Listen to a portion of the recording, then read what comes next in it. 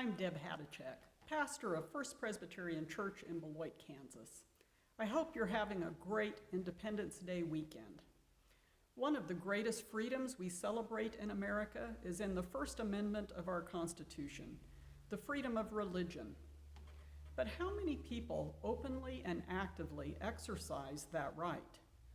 A new study released this year by the Gallup organization said Americans' membership in houses of worship dropped below 50% for the first time in 80 years.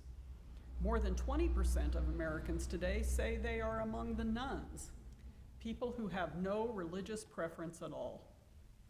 Interestingly, Christianity is the fastest growing religion in countries like China, where Christians face intense persecution from the government to try to prevent them from practicing their faith.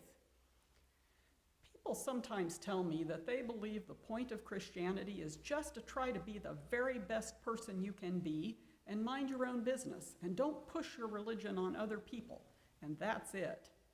If that were the case, Jesus and the apostles and Christians persecuted in countries around the world would have lived long lives that never made much difference.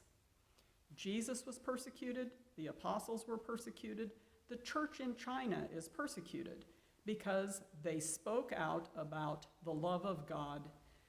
We must obey God, not men, the Apostle Peter says. I've recently been thinking about a question that former President Jimmy Carter, a lifelong church member, said was life-changing for him. If you were accused of being a Christian, would there be enough evidence to convict you? Another of our great freedoms in this country is the right to a fair trial.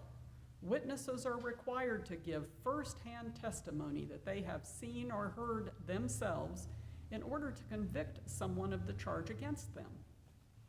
Our deepest desire and prayer should always be to know Christ and to share Christ's love with others and to be known as a follower of Jesus, so that if we are ever accused of being a Christian, someone else can say, whether it is to save us or condemn us, I absolutely have evidence and have witnessed firsthand that accusation is true.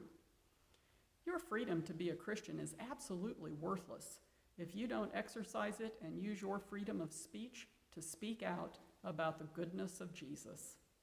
I believe God blesses America, but how many Americans really care about God? Go in faith, love and serve the Lord. Amen.